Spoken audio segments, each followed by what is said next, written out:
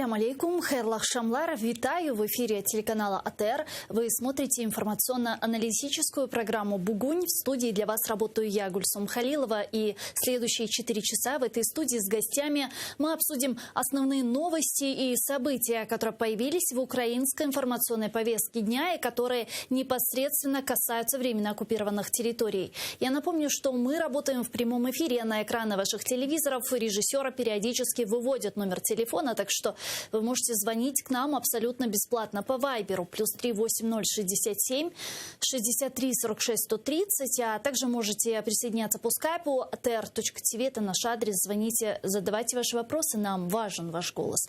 Не забывайте подписываться на наш YouTube-канал, там мы вещаем как в онлайн-режиме, так и выкладываем самые интересные фрагменты из наших эфиров, выкладываем практически все наши программы в записи. И поддержать Первый крымско-татарский вы можете, подписавшись на наш Patreon. Ссылку также на экраны периодически выводят режиссеры. Можете пройти по этой ссылке, которую видите сейчас, выбрать уровень поддержки и стать частью большой крымско-татарской семьи АТР. Это будет помогать нам продолжать работать на непростом информационном фронте. Я же рада представить гостя нашей студии Геннадий Дубов, эксперт з конституційного права, доцент кафедры теории права та державы. Витаю вас, пане Геннадию. Ассаляму алейкум.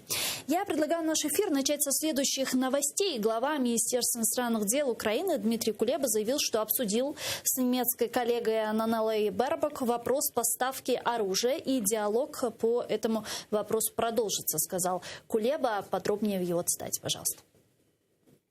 Ми обговорили питання постачання озброєнь до України з Німеччини. Я навів аргументи і позицію української сторони, але хочеться, щоб спрацював саме дипломатичний трек, щоб зусилля в нормандському форматі дали результат. Ми знаємо, де яку зброю ми можемо отримати. Ми чудово знаємо, як її використовувати для захисту нашої території. Наш діалог з Німеччиною з цього питання також продовжиться.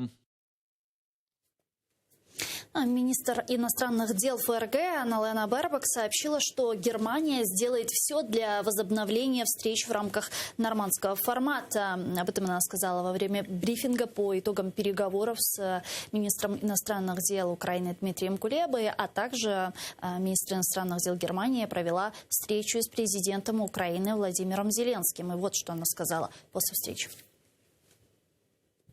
З часу мого приходу на посаду я не говорила так багато про безпеку іншої країни, як про Україну. На всіх майданчиках триває мова про російську військову присутність. І це не є хорошим знаком. Кожна нова агресія матиме велику ціну. Ми готові провести серйозний діалог з Росією, оскільки дипломатія – це єдиний шлях, придатний шлях для того, щоб розрядити дуже напружену ситуацію зараз. И тем временем канцлер Германии Олаф Шольц также призвал Россию к деэскалации возле украинских границ. Он сказал, что Германия готова к серьезному диалогу с Россией. Я напомню, что после вчерашних переговоров министра иностранных дел Германии с украинскими представителями украинского эстаблишмента, сегодня она поехала в Москву со своим французским коллегой, где также планируется провести ряд переговоров и встреч. Пане Геннадию, как вам визит Бербока и министра иностранных дел Франции в Украину? Насколько этот визит был, на ваш взгляд, эффективным? Результат мы пока не видим, на самом деле, поскольку имеют место чисто такие технические заявления, дежурные дипломатические фразы. И если мы говорим, например, про оружие, то Украина тоже питала много надежд в связи с тем, что в коалицию Германии зашли в том числе зеленые, которых представляет госпожа Аннелена. И зеленые в риторике предвыборной и в принципе в целом они заявляли всегда про украинские позиции. Да. И конец прошлого года, чем он обозначился? Еще до выборов, соответственно, Германия в лице правительства предыдущего, которое возглавляла госпожа Меркель, отказались они оплаченные украинские снайперские винтовки, вернее, немецкие снайперские винтовки, оплаченные Украиной, они отказались их поставлять постфактум. И сегодня, если мы будем анализировать заявления, которые состоялись, речь не идет про новые поставки вооружений, речь не идет даже про исполнение действующих контрактов, речь идет про такие витиеватые дипломатические формулировки, которые в этом смысле не внушают доверия, поскольку Германия всегда, нужно понимать, что такое Германия даже в видении зеленых, даже с присутствием их в правящей коалиции. Германия – это промышленно развитая страна, которая очень требует большого объема ресурсов энергетических. Они в этом году закрыли 2 атомные электростанции, в следующем закроют последние 2. Уголь в связи с тоже зеленой повесткой неприемлемое топливо для тепловых электрических станций.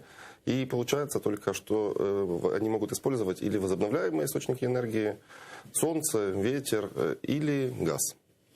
Поставки газа, мы понимаем, что сжиженным газом закрыть невозможно для Германии. Мы понимаем, что Норвегия находится на плато, то есть она не способна, в принципе, в силу технических причин и природных увеличивать добычу. Нидерланды выходят из процесса этого, в принципе, закрывая Гронинген месторождение. И прогнозы экономистов и германских в том числе заключаются в том, что они будут требовать увеличения количества этих ресурсов. И тому свидетельством является, в частности, соглашение Байден-Меркель, которое было подписано в конце прошлого года. Там речь идет про непрепятствование Северного потока-2 и возможное увеличение транзита через территорию Украины, поскольку ожидается увеличение спроса на территории Германии. Ну, собственно говоря, проблему вот этой зеленой энергетики мы видим на примере бирж европейских, которые демонстрируют просто взрывной рост цен на газ. И Европа в какие-то моменты даже обгоняла азиатский рынок, где цены всегда были дороже на этот ресурс. То есть, так или иначе, Германия будет рассматривать отношения с Украиной через призму зависимости и потребности в энергетических ресурсах. От российского газа. Безусловно. Ну а почему-то бы не диверсифицировать поставки газа в Германию с других стран, чтобы не подвергать опасности территориальную целостность Украины, энергетическую безопасность всего европейского континента, да? Азербайджан, Катар и так далее. В чем проблема? Ресурса нет, поскольку Катар, он ориентируется в большей степени на азиатские рынки. То есть это рынок, да? Мы можем купить дороже, если мы предложим цену больше, чем предлагают, условно говоря, Китай, Вьетнам и ряд других стран, которые находятся в регионе Южно-Китайского моря, тогда газовозы поедут, соответственно, в Катар. Мы видели на примере этой осени и зимы, что американские газовозы развернулись к Европе лишь тогда, когда цена уже практически дошла до $2000 за 1000 кубических метров. То есть вопрос цены, вопрос рынка, каким образом регулировать этот процесс. И трубопроводный газ, он так или иначе, он заведомо дешевле, чем газ сжиженный, поскольку элементарно нет необходимости сжижать и разжижать, что влияет на его цену. Долгосрочные контракты. Плюс, если мы говорим про сжиженный газ, это спотовый рынок, то есть мы покупаем сегодня на завтра, условно говоря. А в сфере энергетики и в сфере газовой 5-летний даже контракт считается краткосрочным. То есть, если у вас есть контракты на 15 лет, это долгосрочное считается. Вы можете строить планы в экономике, вы можете давать прогнозы, вы можете строить модели определенные и прогнозировать свое развитие на 5-летие, 10-летие вперед. Если вы живете в стихии рынка, как Украина сегодня, к примеру, у вас появляется куча неопределенности. Например, мы сегодня регулировать начали цены на основные продукты питания в связи с энергетикой. Мы сегодня фактически заставляем частных добытчиков продавать в социальные сферы дополнительные объемы газа за цену ниже, чем она предусмотрена украинским законодательством. Ну и много таких вещей, которые могут приводить к кризисным явлениям в экономике. Вот этого все хотят избежать. Хотят все иметь долгие контракты, соответственно, и в этом случае получается, что идут на компромиссы, в том числе с Российской Федерацией. Ну, тут точно так же по аналогии, например, условно говоря, там Саудовская Аравия. Это не самое демократическое государство на земле. Были куча проблем, начиная там, от прав женщин, заканчивая там, другими моментами. Но это государство является союзником, к примеру, Штатов. Да? И вопросов и заявлений по поводу прав человека, даже после там, убийства Хашоджи в Стамбуле, они, если и звучали, то какое-то непродолжительное количество времени. И, например, господин Болтон, бывший госсекретарь, прямо в своей книге пишет о том, что это было бы против американских интересов, мы должны были поступиться ценностями, поскольку иначе мы бы утратили рынок сбыта вооружений, мы бы утратили партнера на Ближнем Востоке, ну и много других таких реалистичных... Но тут же вопрос сейчас цены стоит, да, то есть во что это все может вылиться? Для кого? Для Украины или для Германии? Тут же вот нужно понимать, что немецкий бюргер, он не будет думать про нас больше, чем мы сами думаем о себе. И отдавать свои интересы просто ради таких ценностных моментов сегодня романтиков в нашей политике, к сожалению, остается все меньше и меньше. То есть, если мы говорим про политику ценностей, которую, там, начиная с первой половины 20 века, как бы учредил господин Вудро Вильсон, его знаменитые принципы, потом Лига наций, потом ООН, когда миром должны были править ценности, и когда споры должны были решаться определенными межгосударственными институтами, на сегодня это уже не работает. Ну, сказать, что оно работало в принципе, так как задумывал господин Вильсон, не приходится. Но, так или иначе, сегодня говорят многие, в том числе американцы, в том числе господин Салливан, советник Госдепартамента по госбезопасности, он говорит прямо про кризис, про утрату актуальности НАТО и ООН и много других международных институций сегодня ослабевают. Мы видим, что международное право на примере Крыма, на примере конфликта на востоке нашего, мы видим, что не работает. То есть был в свое время договор о дружбе и сотрудничестве с Россией, где были признаны границы, были там Хельсинские пакты, было международное признание. И что? Являлись ли последствия для Российской Федерации вот таких вот действий, которые идут вопреки международному праву, критическими? Мы не можем этого говорить, поскольку... И что дальше? Ведь мы понимаем, что Россия тем самым открывает ящик Пандоры, да? То есть другие страны, у которых также могут быть экспансионистские цели, увидят, что, ага, можно, оказывается, можно оккупировать территорию, и ничто за это не будет. Ну, может быть, какие-то санкции. И что? Так дело в том, что это происходит, к сожалению, это не одинокий случай. Мы примеров ряд можем привести, и в том числе, например, неисполнение решений Международного суда ООН. Этим занимался и Китай, этим занималась Российская Федерация, этим занимались и в том числе Соединенные Штаты Америки. И в связи с этим, что будет дальше, это проблема. Это проблема глобальная, проблема сегодняшнего мира. Ответа на него однозначного нет, но мы будем исходить из действительно вот этой вот другой реальности, которая уже существует в духе такой реал-политик. То есть это больше 19 век, условно говоря, чем 20 век с Вудро Вильсоном, его принципами и ценностями. К сожалению, ситуация такая. Но мы должны, вот, понимаете, если весь мир исповедует реал-политик, то Украина очень часто исповедует свой подход такой реал-романтик. То есть мы продолжаем верить в то, что другие большие игроки прямо называют неактуальным на сегодняшний день. И тут необходимо нам тоже проснуться и понять, где наш интерес. И чем мы действительно можем быть полезны, быть интересны, в том числе западным партнерам, почему они должны нам помогать, почему они должны инвестировать в украинскую экономику и много других вопросов ставить именно таким образом, через понимание интереса в отношении нас. Не интереса как просто вот жертвы, да, которая была, условно говоря, на примере которой были попраны принципы международного права, а прагматично через экономику, через другие моменты объяснять, в том числе американцам, в том числе западным европейцам, почему они должны нас защитить, почему. И аргумент типа того, что следующее будете вы, он не работает. Он не работает. Это очевидно. Пане Геннадию, а как вы считаете, вот остановка сейчас сертификации Северного потока-2, а очевидно, что как минимум до лета сертификации не будет, как говорят в том числе и немецкие аналитики, это следствие того, что сейчас делает Россия у границ с Украиной, или это исключительно бюрократические перепоны, там на законодательном уровне сейчас решаются эти вопросы? Выглядит так, что скорее это бюрократическая игра, поскольку приостановлена сертификация до момента перерегистрации швейцарской компании по законам Германии. То есть, если воспринимать так, насколько я понимаю, Северный поток уже даже заполнен технологическим газом. Заявлений прямых от германских властей о том, что возможны санкции в отношении Северного потока, отсутствуют. Есть меморандум Байдена и Меркель, где, по сути, прямо говорится о том, что этот проект будет запущен. И Германия лишь будет следить за тем, чтобы Северный поток-2 не использовался Россией для реализации целей политических. Но этот газопровод, он как бы шумный такой получился, и в то же время он является уникальным с тех позиций, что фактически, не вступив в оборот, он уже заработал больше, чем на него потратили, в связи вот с этим кризисом, который на протяжении нескольких месяцев происходит в Европе. Разница в ценах просто колоссальная, поскольку у «Газпрома» существуют доли в трейдерах европейских. Вот эту всю разницу между ценой длинного контракта и биржевой ценой, на ней очень хорошо зарабатывают и немцы, и россияне, и австрийцы. Дошло до того даже, что Германия развернула часть газопровода Ямал-Европа и в Польшу поставляла в обратном направлении газ вот по этим ценам, которые сегодня просто... Ну, сегодня они как-то уже так устаканиваются по чуть-чуть, но рост цен на газ был совершенно беспрецедентным, и речь идет о том, что еще ряд контрактов россиян, они же привязаны не к фиксированной цене в долларах, они привязаны к корзине.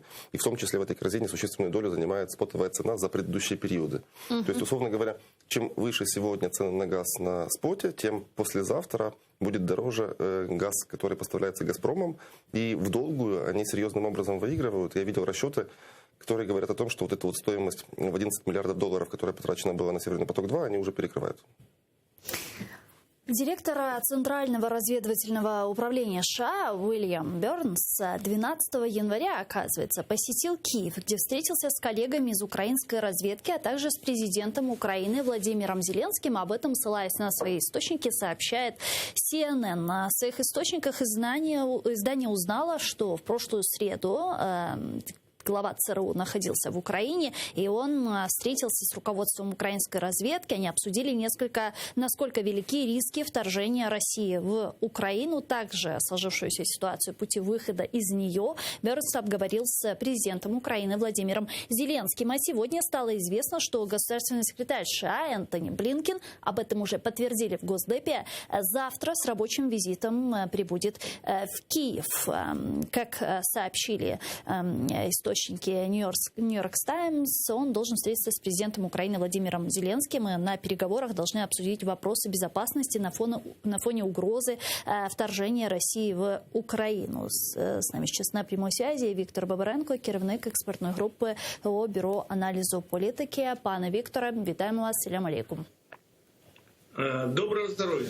Доброго. Пане Викторе, зачем, на ваш взгляд, Энтони Блинкен едет в Украину? Да и, в принципе, если говорить об угрозах вторжения в Украину за океаном, и Блинкен, и, в принципе, представители американского истеблишмента уже выражали свою точку зрения, как они на это смотрят, что они об этом думают, обязательно ли для этого ехать в Киев. В чем подлинные причины, на ваш взгляд?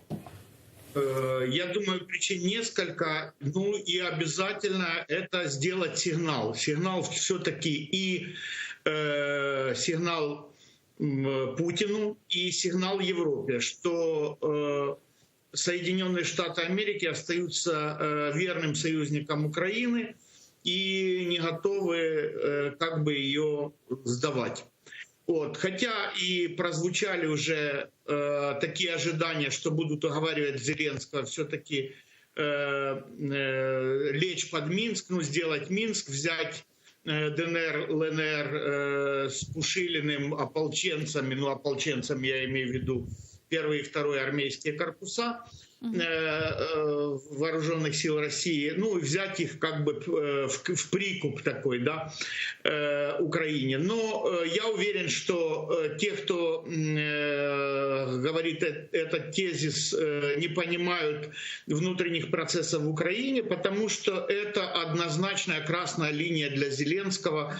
И тут бы Соединенные Штаты подыграли Российской Федерации, потому что, скажем так, общество не готово в том состоянии, в каком есть, ДНР, ЛНР брать. Так что эта теория, я думаю, не соответствует действительности. Это всего лишь сигнал Соединенных Штатов и Украине, и украинскому обществу, и союзникам в Европе, тем союзникам, которые сомневаются, что США с Украиной. Но я думаю, что подспудно есть и вторая, то, что не будут, скажем так, выносить на телекамеры, а будет сказано тет-а-тет.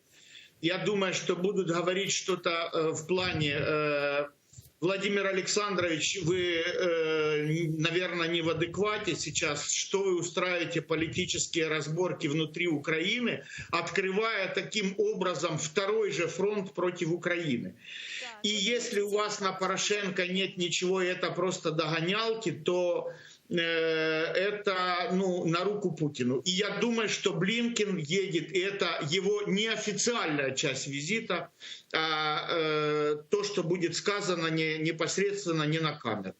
Ну, Госдеп заявляет также, что одной из задач является там поговорить с сотрудниками посольства о том, как, если вдруг что случится, как их будут там, ну, как действовать в форс-мажорных обстоятельствах. Мы знаем, что Соединенные Штаты никогда своих граждан на произвол не бросают, и поэтому это как бы еще раз показать своим гражданам, что они пекутся о своих. И это одна из заявленных задач визита Блинкена. То есть говорит ли это о том, что говорит ли вот визит Блинкена, и, собственно, сегодня CNN сообщила о том, что 12 января Украину, оказывается, посещал и глава Центрального разведывательного управления Америки, говорит ли это о том, что действительно риски вторжения России в Украину дальнейшего довольно высоки?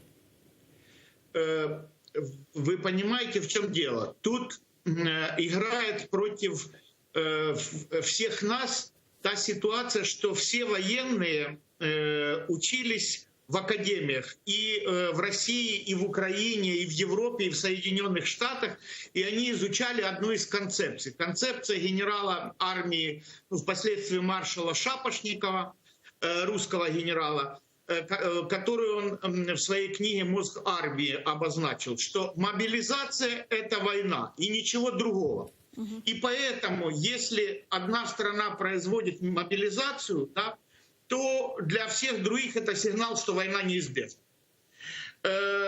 Мало того, сейчас прошло, что русские вывозят семьи своих, тех, кто работает в посольствах и в консульствах. И мы видим качественную манипуляцию от Пескова. Его спрашивают, правда ли, что россияне вывозят семьи дипломатических представителей. А он говорит, нет, дипломаты работают так, как и работали раньше, путая два понятия. Мы же не спрашиваем, посольство работает или нет. Мы спрашиваем, вывозят семьи или нет. И то есть, если семьи вывезли, вот сейчас в Беларусь заходят опять войска русские, как бы для учений. И для всего мира это явные сигналы того, что война, как бы уже вот-вот неизбежна. Но я думаю, что Путин просто применяет новую стратегию, ненормальную, не похожую на то, что было до этого во все времена до этого. Да? Когда мобилизация – это не война, а по путинской стратегии мобилизация – это понты. И вот он теперь будет, как говорят в Одессе там, или в Бердичеве, будет понты колотить, то есть таким образом нагнетая дальше ситуацию здесь. Так, до каких пор, пане Викторе, до каких пор, вот, выражаясь вашим языком, Путин будет понты колотить? То есть где этот Рубикон, до какой точки он может дойти? Война интересна.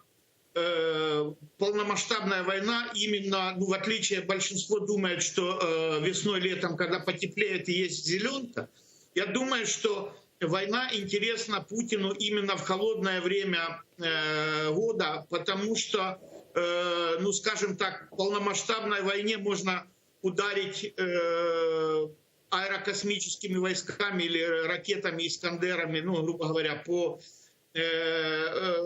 инфраструктуре Украины, подавить все ТЭЦ, да, допустим, в городах-миллионниках и сделать абсолютный коллапс зимой, оставить людей без тепла. Поэтому я думаю, что и наши союзники, и нам надо вести переговоры на сдерживание как раз Путина, пока не наступит тепло. Потом будет распутиться, и потом уже, собственно, потом мы можем увидеть ситуацию. Мы же понимаем, что 150-тысячную армию держать в лагерях дорого и Путину. Это не дешевое удовольствие. Вот вы с коллегой говорили, что все доллары, заработанные, скажем, на цене газа, на разнице на этой, да, они же сейчас как в прорву идут в содержание войск в лагерях. Мало того, я как человек, сам служивший, вас заверяю, что если вывести полк, там батальон, я не знаю, какое-то огромное количество мужчин в поле, поставить их в лагере и отдалить от семейств, от жен, которые облагораживают мужчину, да, мужики начинают спиваться и терять, в общем, войска теряют дисциплину, они превращаются в какую-то массу. И то есть долго, очень долго держать, они с сентября держат войска в полях, никто не сможет. Та, зрозуміло. Дякую вам дуже, пане Вікторе. Чохсагл, наше время підключились к нам в ефір. Віктор Бабаранко був з нами на прямому зв'язку, керівник експертної групи ГО Бюро аналізу політики. Великобритания тем временем начала поставлять Украине противотанковое оружие, чтобы помочь защититься от потенциального вторжения России, которая сгруппировала свои войска у границ Украины. Это порядка 100 тысяч российских военных. Министр обороны Великобритании Бен Уоллес сообщил, что первые системы уже были доставлены в Украину 17 января. Об этом он написал на своей странице Twitter. Вот его цитата. Вони ближнього радіусу дії, але вони можуть змусити людей зупинитися і задуматися, що вони роблять. Якщо танки увійдуть в Україну, вторгнуться в неї, то вони стануть частиною захисного механізму. У президента России Путина уже, естественно, на это отреагировали. В Кремле считают, что такие поставки не способствуют снижению напряженности. Об этом сказал Песков.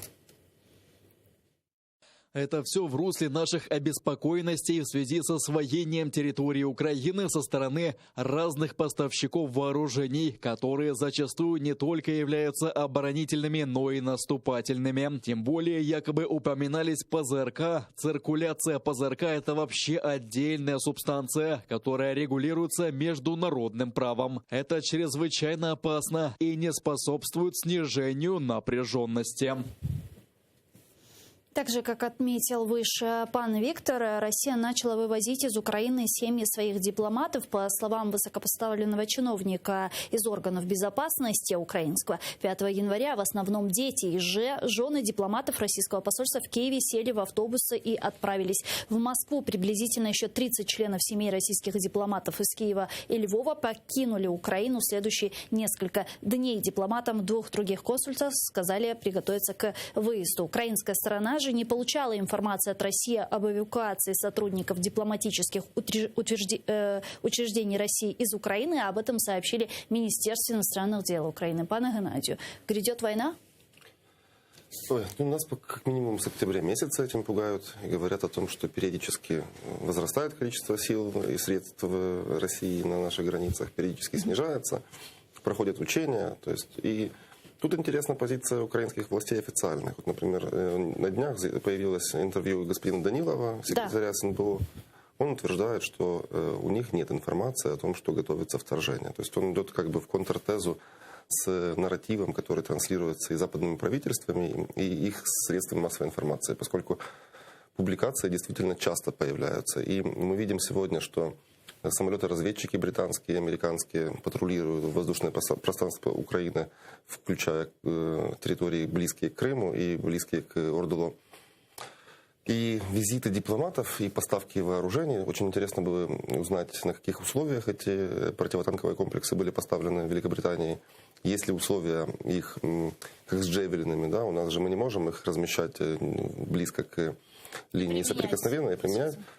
Что здесь интересно? Оплатная это была сделка, безоплатная это была сделка, количество. Никто же не знает. Все по факту мы видим, как С-17 Геркулесы британские летят в Украину. 3 уже, мне кажется, прибыло. Якобы они полностью снаряжены вот этим оружием. НЛО, насколько я понимаю, по нашему информации СМИ, противотанковые комплексы 500-800 метров действия. Это аналог Джоэлина, да? Британско-шведская разработка. В принципе, достаточно новая штука, хотя... Но это серьезное оборонительное оружие?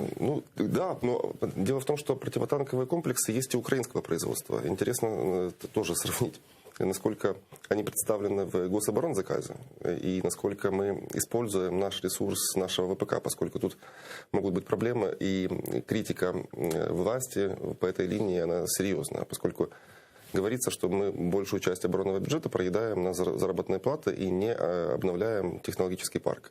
Вот если это поставка, условно говоря, на безоплатной основе, это одна история. Если это оплатная поставка, вопрос цены и вопрос, почему мы не закупаем отечественные аналоги. В любом случае, Британия оказала скорее символический жест. Мы понимаем, что в современной войне это оружие важное, но оно не способно решить исход всей кампании.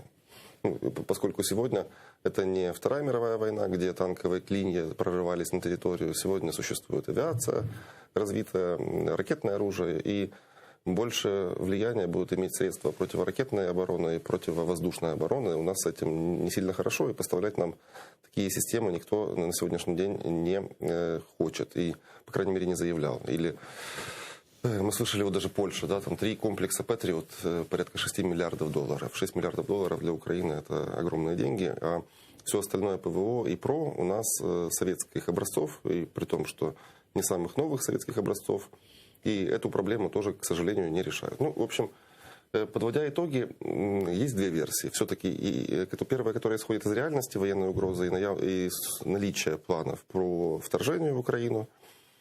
Сюда мы можем записать в наш актив подготовительные меры в плане санкций, разговоры про возможность отключения SWIFT, вот такого плана вещи. Недостаточная, на мой взгляд, поддержка в силу того, что говорят лишь о возможности введения персональных санкций. То есть это даже не санкции секторальные, которые были после Боинга в 2014 году, а персональные санкции против высших должностных лиц, что само по себе, мне кажется, недостаточно. И есть вторая версия, что это, условно говоря, игра в 4 руки Штатов и России, чтобы обосновать договоренности, которые они могут достичь в Женеве по результатам всех переговоров. То есть Байден должен продать своим избирателям, как конгрессменам, снятие угрозы как элемент компромисса с Россией. То есть и именно этим он может объяснить, ну такая версия, мы не можем ее отбрасывать, именно этим он может объяснить ряд уступок, которые он, возможно, совершит в сторону Российской Федерации.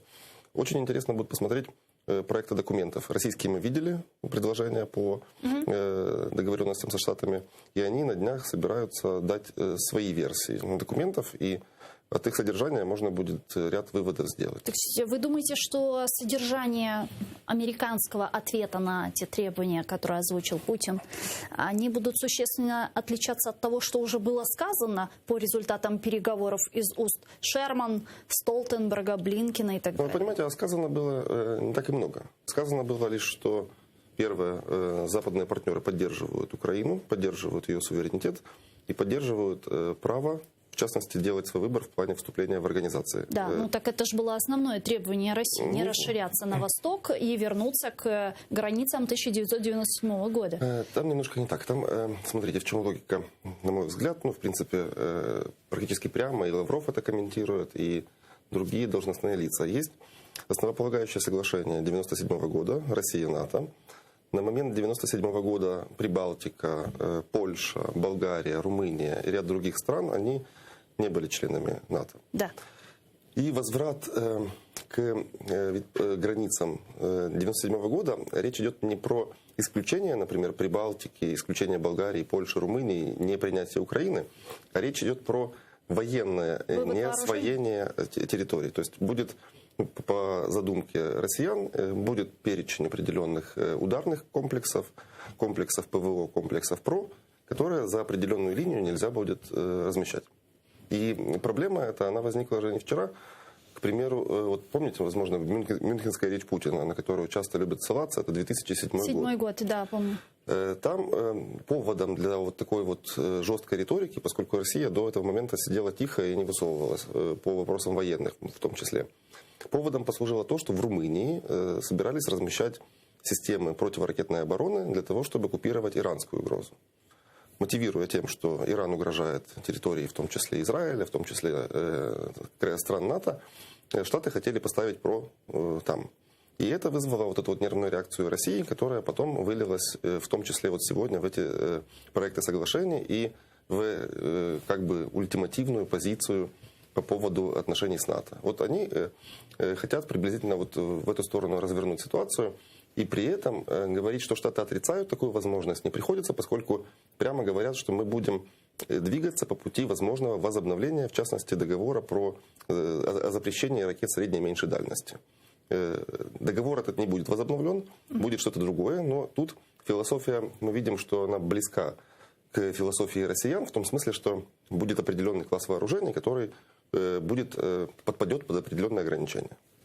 То есть речь ведь идет в том числе и не распространение НАТО на восток, не вступление Украины в Североатлантический альянс. Об этом же постоянно говорит Лавров, Рябков, Песков, Лукашевич, да, то есть они постоянно артикулируют, что это для них является красной линией. Поэтому вопрос, разве может быть какой-то компромисс? Ну окей, вот если не размещение ракет средней и малой дальности, вот по этому вопросу, если они там готовы договариваться, а по вопросу Украины? Смотрите, вопрос Украины, я не думаю, что россияне сегодня сами воспринимают перспективу нашего членства в НАТО как реальную. Почему? Потому что, как минимум, Крым. Если мы говорим вот завтра Украина вступает в НАТО, допустим, даже там, через Минские соглашения или в иной форме мы вернули ОРДЛО, украинский флаг над Донецком, Луганском. Это наша территория, граница контролируется украинскими пограничниками.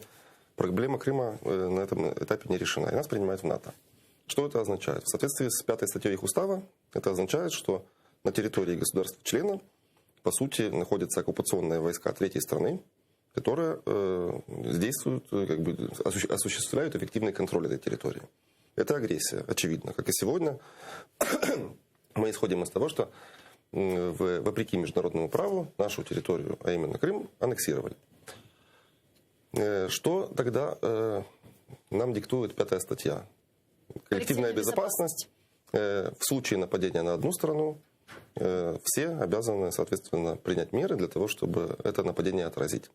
Так что вот до момента вступления это все не считается, а после, если вы еще раз нападете, тогда мы будем реагировать, так оно не работает. То есть мы, по сути, будем иметь ситуацию, в которой НАТО, приняв Украину, де-факто объявляет войну Российской Федерации, поскольку часть территории НАТО тогда, мы будем исходить из того, что она аннексирована русскими.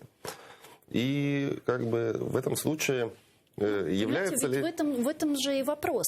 То есть Россия угрозами войны, вот скапливая свои войска границы Украины, пытается выторговать для себя какие-то преференции, какие-то договоренности, да, там хоть пусть это будет даже не размещение ракет средней и малой дальности, но ведь это можно делать постоянно. Вот сегодня стянули, провели переговоры, добились какой-то цели, оттянули, послезавтра снова стянули и новый ультиматум. Давайте опять разговаривать. То есть это же может продолжаться вечно, а в этом контексте никто не говорит про то, что агрессия уже началась, Крым оккупирован, Донбасс оккупирован. Давайте сначала решать фундаментальную проблему, которая есть, а потом договариваться. То есть почему так происходит? Почему Россия угрозами войны добивается больше, чем в принципе самой войной? Ну, поскольку сама война – это по определению политологов продолжение политики иными средствами. То есть угроза войны – это то, что можно продать, условно говоря, то, что можно обменять на какие-то уступки. И наша всемирная история, она этих случаев знает очень много. И россияне действуют вот в старой этой логике реалполитик, которая опирается не на принципы международного права, а на принципы интересов национальных, принципы угрозы в том числе, принципы, ну, такие, хотел сказать, прагматичные, но сложно слово в этом случае употреблять, но как бы просто предметно, банально мысля территориями, мысля передвижениями войск, мысля угрозами, мысля расчетами возможного военного конфликта в том числе. Это неприятно признавать, но мы живем в этой реальности. Это действительно сегодня находит свое отражение, соответственно, в нашем мире. И при этом... Почему на это идет Запад? Вот почему они все же заигрывают с этим? Зачем? А потому что Китай. А потому что сегодня прямо в Штатах главным противником геополитическим называется Китай. И если посмотреть на опросы даже рядовых американцев, аналогично. Получается, что после правления Трампа, после сегодняшнего уже практически года господина Байдена в кресле, общественное мнение Соединенных Штатов, оно нацелено скорее, и власти сделали все для этого, чтобы актуализировать китайскую угрозу, именно вот на вектор туда. То есть мы помним, что, например, Штаты в конце прошлого года тоже учинили очень такой недружественный жест по отношению к своему союзнику по НАТО, Франции, забрав огромный контракт дорогой и соответственно, обязавшись поставить Австралии атомные подводные лодки. То есть тут речь идет о том, что, во-первых, нарушается евроатлантическое единство, в плане даже вот ментальном, моральном таком отношении. Которое, кстати, Байден и пытался собирать после Трампа. А он вынужден продолжать логику Трампа. Получается вот таким образом, понимаете, тут есть парадокс, что Трамп, начав в том числе торговые войны с Китаем, он запустил ряд необратимых механизмов, которые диктуют логику решений даже партии, которая является антагонистом республиканцев и, соответственно, обыграла его на президентских выборах. А какие это процессы он запустил? Прежде всего, фактически открытую конфронтацию с Китаем. Речь идет про, в том числе, вот, «Make America Great Again». Да? Это означает, по сути, прекращение эры вот, трансконтинентального бизнеса и попытки вернуть производство, в том числе попытки сделать ряд компаний международных резидентами именно Соединенных Штатов Америки. То есть и конфликты и с Фейсбуком, и с Гуглом, и атаки на Huawei китайские, запрет, по сути, технологий, ограничения, то есть другие, риторика по уйгурам, по тем же, увеличение помощи Тайваню. Много вот таких вот моментов происходит. И сегодня вот в плане AUKUS и Австралии, Штаты же даже в связи с этим, по сути, нарушают договора про нераспространение ядерного оружия, а именно технологии ядерных реакторов, которые будут поставлены на лодки австралийские. То есть, по общему правилу, государства, которые обладают технологиями атомными, они не поставляют их за рубеж. И поэтому все экспортные виды вооружений, в том числе подводных лодок, они не имеют до сегодняшнего дня, по крайней мере, ядерных установок. И французы свои лодки переделывали под дизель-электро для того, чтобы не нарушать положение этих документов. А Штаты прямо говорят о том, что раз здесь есть угроза, мы плацдарм свой такой авианосец непотопляемый в лице Австралии будем строить, в том числе наделяя подводными лодками с ядерными установками. В том числе уже в этом году Штаты подписали на, по-моему, 3 или 4 миллиарда долларов договор с Австралией о поставке танков «Абрамс». Вот. И эти процессы происходят как бы необратимо. Мы сегодня оказываемся не в фокусе. То есть почему? Есть такая концепция, как треугольник Киссинджера, которая говорит о том, что у Штатов не могут быть одновременно плохие отношения и с Россией, и с Китаем. И если смотреть через эту призму, возможно, можно объяснить сегодняшние шаги по потеплению между этими странами. Это для Украины как бы ничего хорошего не означает, но таково реальность. Но учитывая, что многие политические аналитики говорят о том, что уже как такового коллективного Запада нет, может быть, вот такие локальные союзы – это вот следующий этап миропорядка? Да, об этом говорят, и миропорядок действительно он шатается. То есть мы можем даже вспомнить с вами недавнее заявление господина Эрдогана, который говорит о том, что система, которая построена по результатам Второй мировой войны, на сегодняшний день утрачивает свою актуальность. И те государства, которые не принимали участие в разделе условно сфер влияния, выработки принципов международного общения, которые сами себя, по сути, наделили правами постоянных членов Совбеза ООН, сегодня, и в том числе региональные государства, сильные государства, претендуют на большее, чем предусмотрено действующей международной правовой системой. И так говорят много лидеров, та же Индия, к примеру. Государство, которое скоро станет наибольшим по населению, которое входит в тройку, в четверку, возможно, по экономике. Насколько сильно она представлена сегодня в международном порядке денному, да, по-украински, насколько она может реализовать свои амбиции через международно-правовые механизмы, насколько она широко представлена там.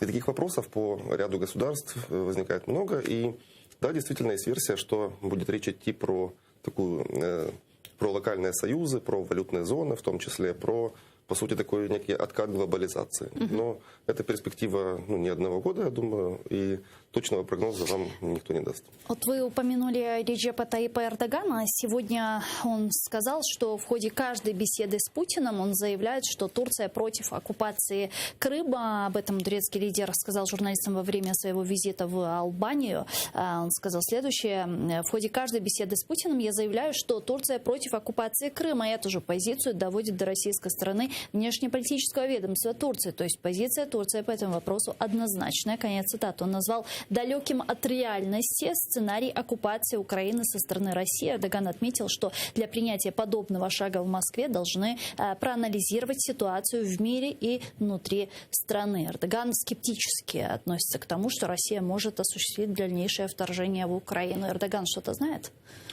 Ну, Эрдоган занимает последовательную позицию на протяжении многих лет. И оснований для того, чтобы ее менять, наверное, у него нет. И в этом смысле это можно расценивать, я думаю, просто как слова поддержки Украине, поддержки государственного суверенитета. Но насколько он оценивает вероятность вторжения Российской Федерации как реальную, сложно сказать, поскольку это такой вот... Мы видим, что, по сути, речь идет про такую вкусовщину. То есть каждый отстаивает ту версию, которая ему выгодна.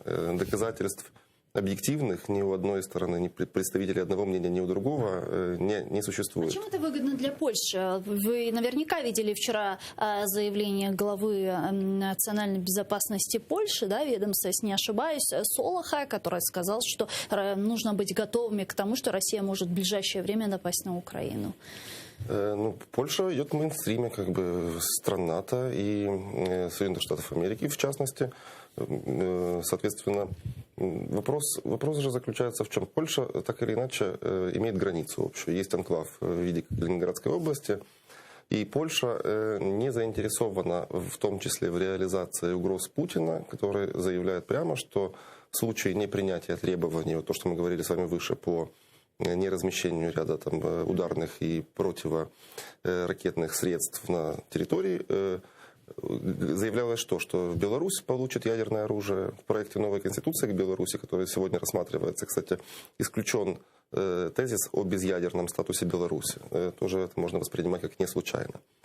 Тоже Калининградская область. Там может быть усилена воинская группировка, мы понимаем территориально, и понимая радиусы действия разных ударных систем российских, в том числе «Искандер», в том числе баллистических ракет разнообразных, гиперзвука, ну и так далее. То есть это может действительно нарушить... То есть Путин шантажирует чем? Что или вы отодвигаетесь, или я обострю ситуацию безопасности в целом по Европе, в частности и по Штатам, и по иным странам НАТО. Это какой-то неравноценный бартер получается, потому что если выдвигаются требования к одной стороне, да, что вы даете взамен? Вы тоже где-то должны отступать, что-то должны делать. Получается всего лишь шантаж, угроза.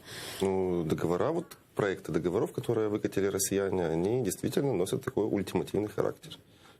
Фактически риторика, которыми она сопровождались эти договора, Рябков, Лавров, лично Путин, он... Помните, возможно, на последней пресс-конференции на вопрос западной журналистки американской, он ответил, что вы должны сделать так-то и быстро. То есть тон такой не наблюдался никогда. То есть он пользуется моментом, когда вот действительно подорвано в определенной степени евроатлантическое единство, когда мы имеем Британию, которая, по сути, свою политику отдельную от Штатов и Евросоюза осуществляет, когда у Штатов и Европейского Союза разные позиции в ряде таких вопросов отдельных, скажем так. И здесь этот ультиматум они посчитали своевременным, что именно вот в этих условиях исторических ряд уступок выбить из Запада можно. И давайте скажем честно, что частично у них на сегодняшний день, даже учитывая, что сам факт переговоров, это в чем-то получается, поскольку по вопросам, например, учений с ними никогда не говорили. По вопросам договора про ракеты средней и меньшей дальности, из которого вышел Трамп, до сегодняшнего года тоже не обсуждалось. То есть, как минимум, два эти вопроса актуализированы госпожой Шерман как такие, где возможны компромиссы и возможны уступки двухсторонние или в обмен на снятие напряженности в Украине или еще каким-то образом.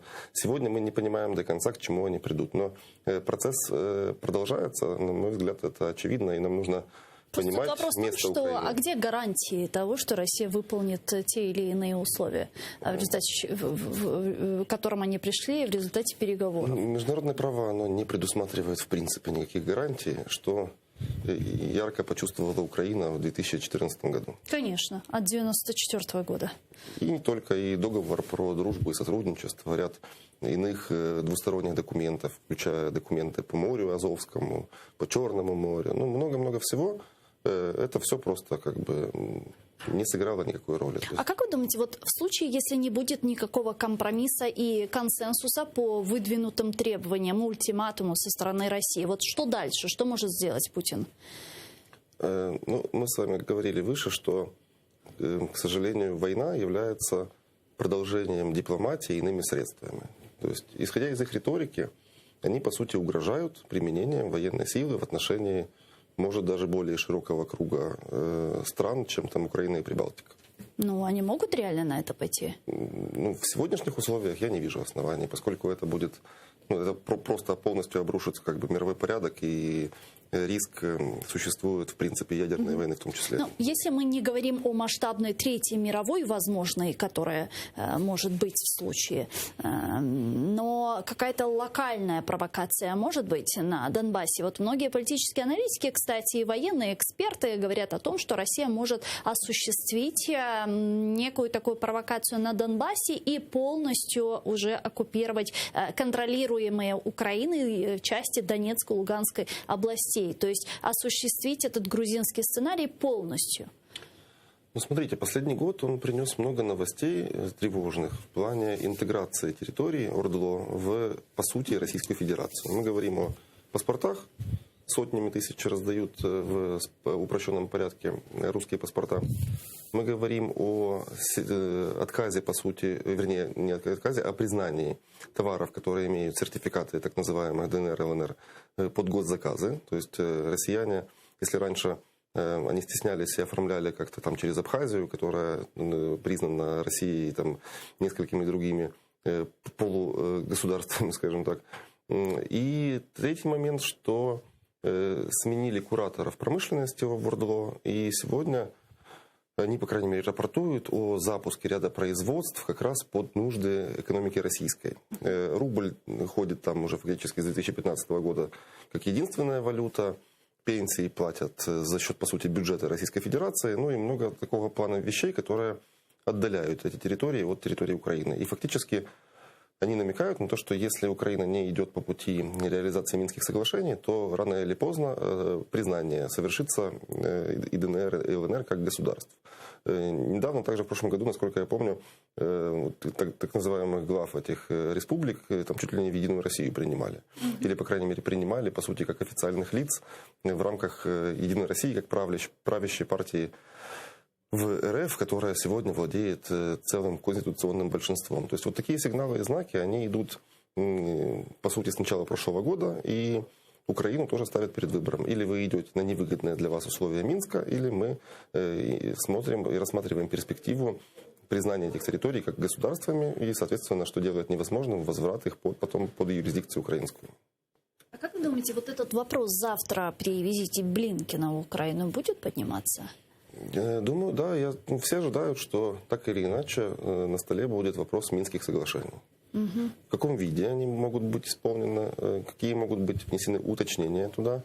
Украина на сегодняшний день, вернее, на конец прошлого года, также представила слитые в «Коммерсант» дорожную карту, как видит украинская власть исполнение Минска. Реакции не было с той стороны. То есть мы сегодня имеем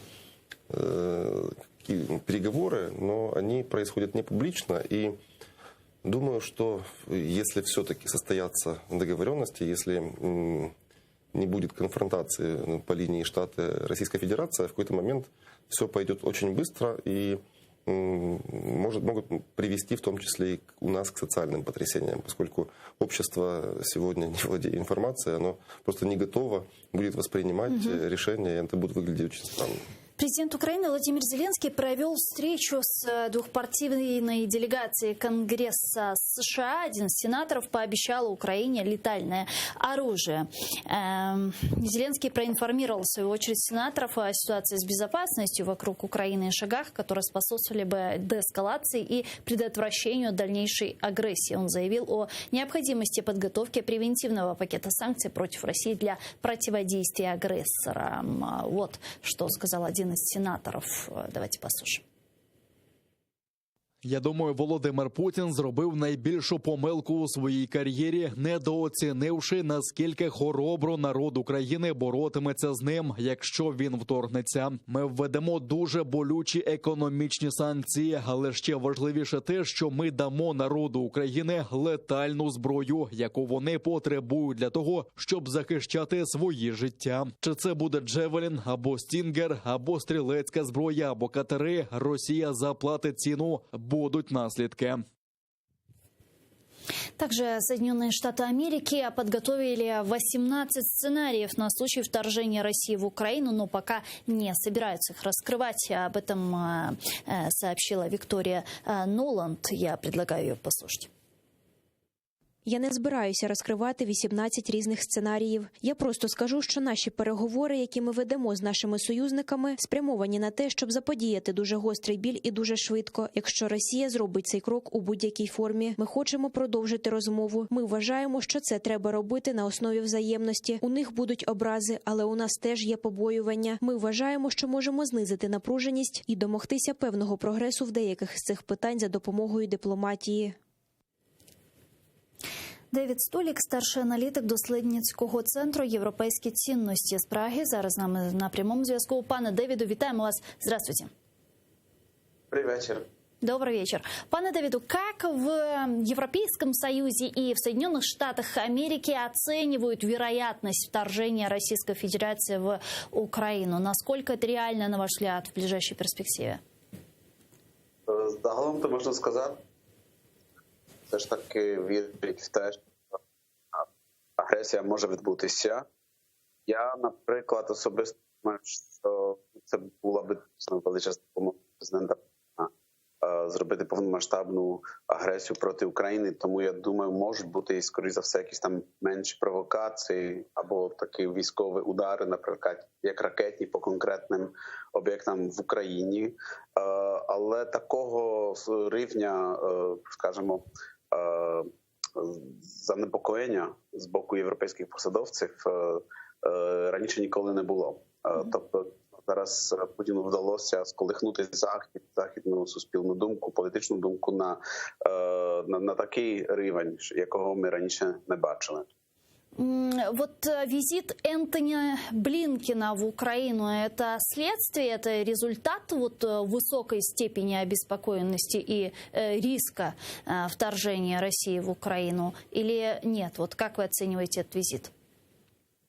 Однозначно. Також візит пані Аннелени Бербок, міністр закордонних справ Німеччини, теж цьому є там доказом, що дійсно західні лідери серйозно переймаються тим, що може Росія зробити проти України, але також ми прекрасно розуміємо, що це не тільки Україна є на кону.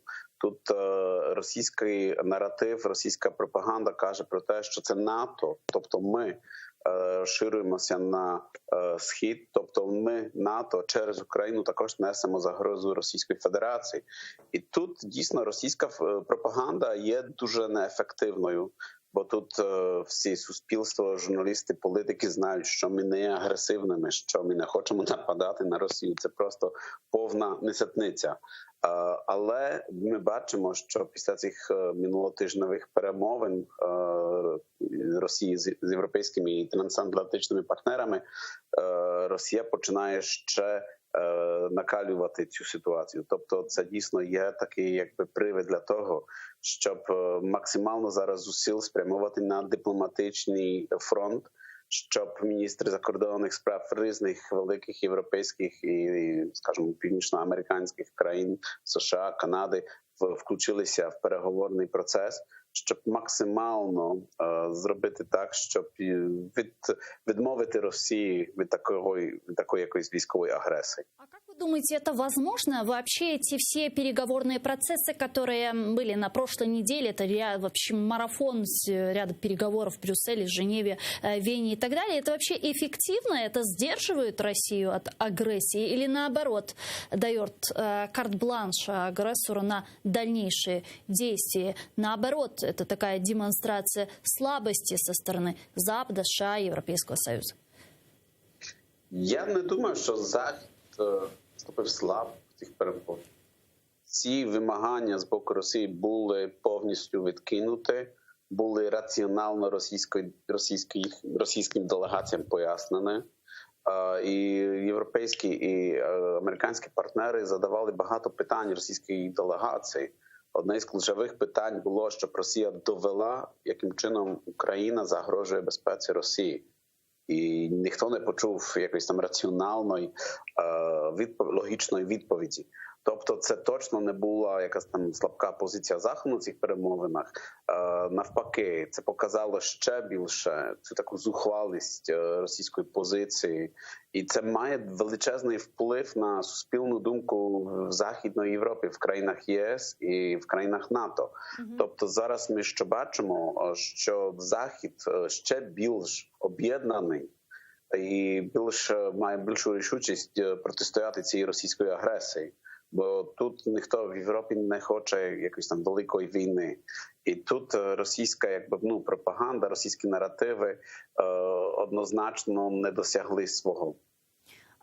Пане Давиду, а в чем, собственно, на ваш взгляд, заключается вот это противостояние российской агрессии сегодня со стороны коллективного Запада? Вот что сейчас, кроме выражения слов обеспокоенности, предупреждения России, угрозы санкций, да, вот какое противостояние сейчас реальное вы наблюдаете? Даже, помните, некоторое время назад говорили об отключении России от международной финансовой системы SWIFT, а вот вчера немецкое издание написало о том, что европейские политики уже исключили вариант отключения России от SWIFT. Вот в чем заключается это противостояние? Як з боку Заходу, це протистояння зараз визначається тим, що західні країни підвищують також ставки. З'являються ось, наприклад, цих 18 сценаріїв США, як можуть відреагувати. У західних країн є багато економічних інструментів, як дійсно нанести шкоду російської економіки. І таким самим чином підірвати легітимність путінського режиму. Тобто це є можливість завадити президенту Путіну отримувати таку підтримку з боку російського суспільства. У Заходу є ці інструменти, які ніхто знову не хоче їх використовувати, бо вони будуть мати також наслідки на світову економіку. Тут в першу чергу мова про вчення від системи SWIFT. Тобто це не було болючим для Росії, але також для міжнародних фінансових ринків. Але я думаю, що ми зараз бачимо з боку Заходу різні спекуляції, різні так звані контрольовані зливі інформації, щоб російські стратеги не були впевнені в тому, як західні країни будуть реагувати. Тобто, мені здається, що нарешті країни НАТО та ЄС вивчили такий урок цього протистояння з Росією. Ну, в таком случае, почему бы... Да, ну в таком случае, почему бы уже не вводить эти, извините, вас перебила, не вводить эти санкции сейчас, потому что Крым находится под оккупацией Российской Федерации, там продолжаются репрессии против коренного народа крымских татар, против граждан Украины, на востоке Украины продолжается российская военная агрессия, и там пушки не стихают. Вот почему бы уже сейчас не вводить эти санкции, а ждать вот очередной дальнейшей агрессии? Ведь какой будет смысл вводить постфактум, когда будут умирать люди? А ведь для Европейского Союза и для Соединенных Штатов Америки человеческая жизнь – это высшая ценность. Так, це дуже правильне питання. І так звані превентивні санкції дійсно могли б зберегти багато життів. Але тут буде звучати трішки цинічно. Це не є життя громадян європейських чи інших західних країн. І тому Захід не хоче діяти на випередження, не хоче бути так, як Російська Федерація. І він тільки ставить ці санкції як можливість, альтернативу. Бо поки, знову це буде звучати цинічно, поки не гинуть громадяни європейських чи інших натівських країн, то рішучість західних країн буде обмежена, на жаль. Це є факт, але його треба так прийняти таким фактом до уваги. І І дійсно, треба ще, я думаю, українським дипломатам, українським політикам ще більше апелювати на своїх західних колег, що дійсно це має сенс, такі санкції запроваджувати превентивно. Я особисто також прихильник такого підходу, і тут в Чехії ми радимо чеським депутатам, чеським політикам, чеським дипломатам ось таке зробити в першу чергу. Не чекати, поки дійсно почнеться якась там гаряча фаза військова. Дякую вам дуже, пане Давиду. Чох Сагловна, что нашли время, подключились к нам в эфир и ответили на наши вопросы. Давид Столік був з нами на прямому зв'язку, старший аналітик Дослідницького центру «Європейські цінності». Пане Геннадию, Виктория Нуланд сказала, что у Соединенных Штатов Америки есть как минимум 18 сценариев реагирования на случай агрессии дальнейшей России. Что это может быть? Ну, санкции, понятно. Вот что-то неожиданное может включать в себя 18 вариантов? Очень большой спектр, начиная там от глубокой обеспокоенности, заканчивая военными действиями. И любые государства такого плана, как Штаты, они военные планы в том числе имеют и рассчитывают в том числе операции заранее против всех возможных потенциальных противников. Поэтому цифра 18 нам говорит о том, что очень большой спектр. Действительно, начиная от персональных санкций, хотя персональным санкциям, скорее, Путин должен радоваться, если они будут введены, поскольку... То есть они будут касаться самого Путина? Что, кстати, предложили в законопроекте, который был внесен в Сенат на прошлой неделе. Но дело в том, что сегодня, когда говорят про активы Путина за территорией Российской Федерации, никто на сегодняшний день не продемонстрировал никаких доказательств. Лично понятно, что было бы просто найти в реестрах, но какие лица в интересах именно господина Путина владеют имуществом недвижимым или счетами, ни в одном расследовании журналистов, ни в одном сливе, ни в Panama Papers, ни Bellingcat об этом не говорил. Поэтому это скорее фигура речи или действительно информация существует, но она засекречена на уровне разведок. Но пока публично никто об этом не говорит. Поэтому, если, условно говоря, его министров, силовиков и приближенных, им запретят выезд в Европейский Союз, в Штаты, в другие государства, где они любят проводить время в том числе, если им там заблокируют активы и их недвижимость, то они станут привязанными, по сути, к Кремлю и будут иметь необходимость еще большую лояльность демонстрировать. Поэтому, что касается персональных санкций, и мы видели это на примере санкций по Крыму, в частности, не взлетела мысль по поводу возможного дворцового переворота, который окружение Путина могло бы учинить. Более того, за то время он переизбирался, и он продолжает контролировать партию, Кремль, правительство, практически являясь автократом в рамках такого государства, как Россия. Пане Геннадию, и еще один важный вопрос, который я хочу успеть с вами обсудить, это тема Казахстана. Наверняка вы видели, что вот спустя 3 недели с начала протестов наконец на публике появился Юлбасы Нурсултан Назарбаев. Он выступил с видеообращением. По его словам, никакого конфликта в элите нет, а сам он находится на заслуженном отдыхе в столице Казахстана. Вот его прямая речь.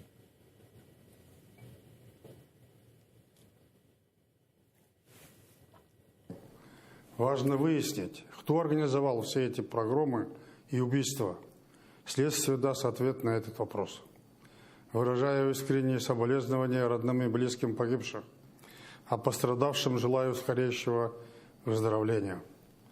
Отвечая на многочисленные обращения в мой адрес и в связи с публикациями в средствах массовой информации, сообщаю, что я в 2019 году передал полномочий президента Касым-Жомарту Токаеву.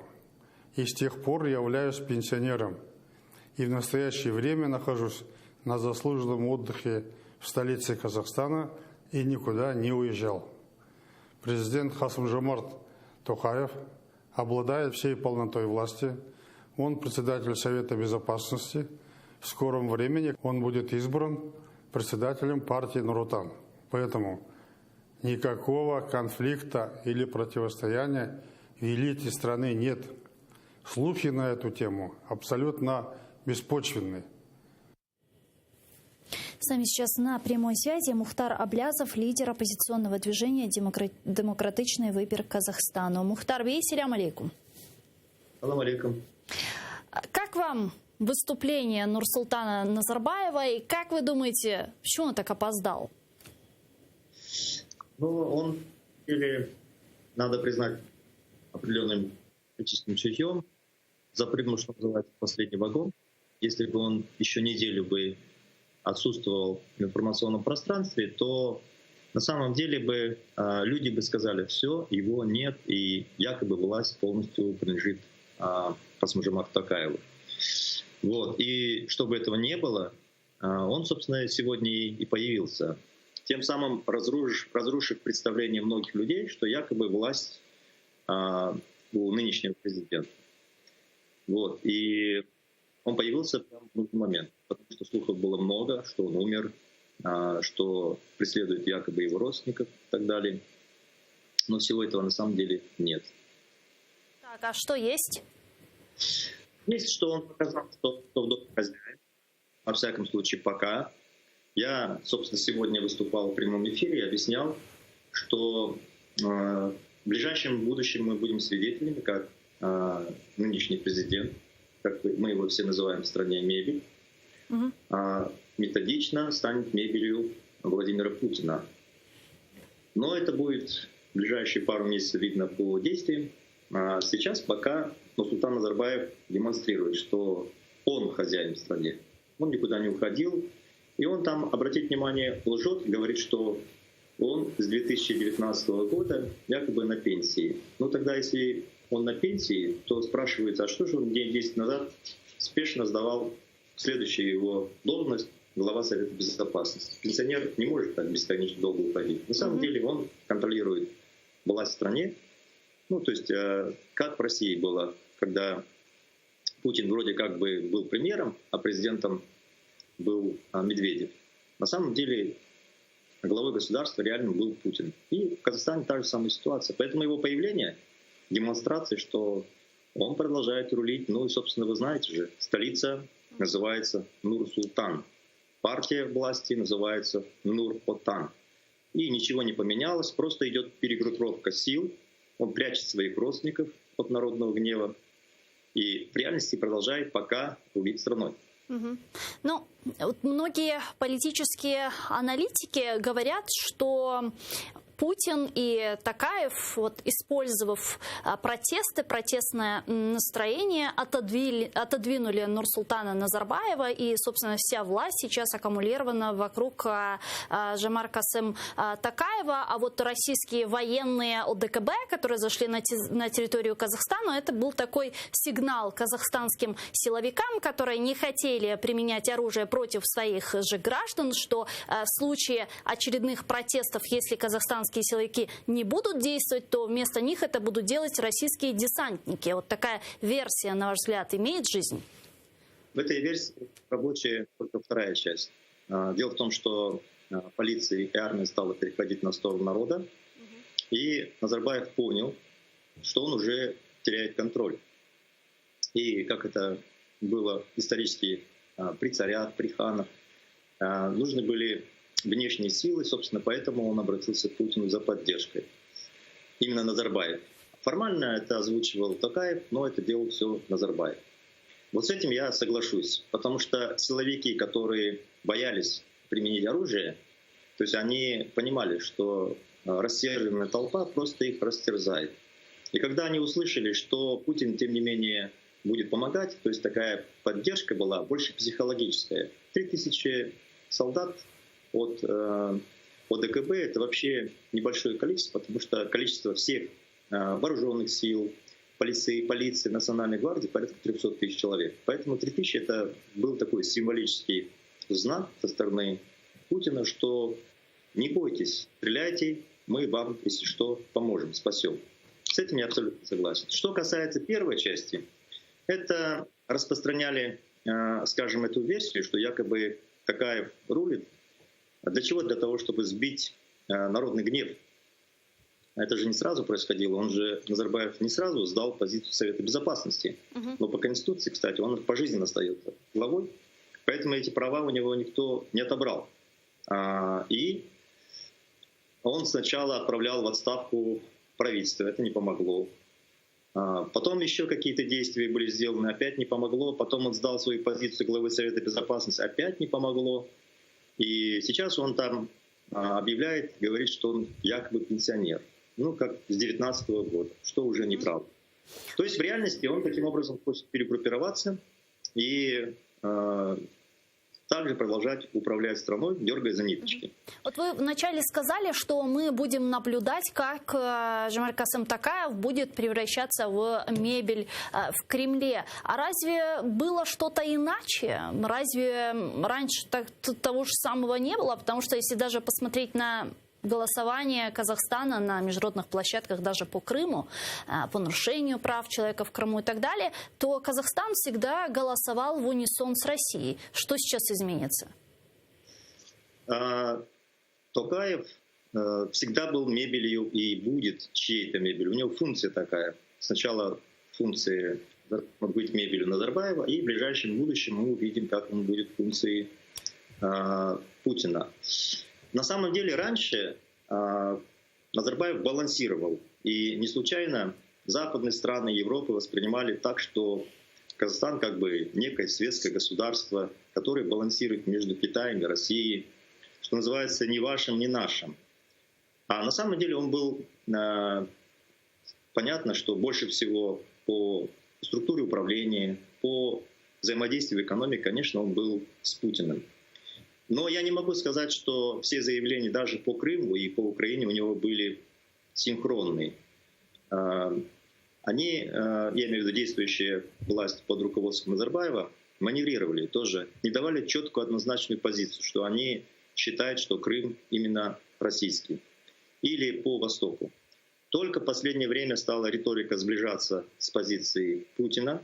А до этого они говорили, ну, что произошло, то произошло, мы не считаем это агрессией и так далее. Поэтому нельзя было однозначно сказать, что якобы Назарбаев полностью лежит под Путиным, извините за такое сравнение. Вот сейчас, когда шаг за шагом Назарбаев будет отодвинут от власти, мы в этом будем свидетели, что действительно Казахстан фактически находится во внешнем управлении со стороны Путина. Это мы увидим скоро.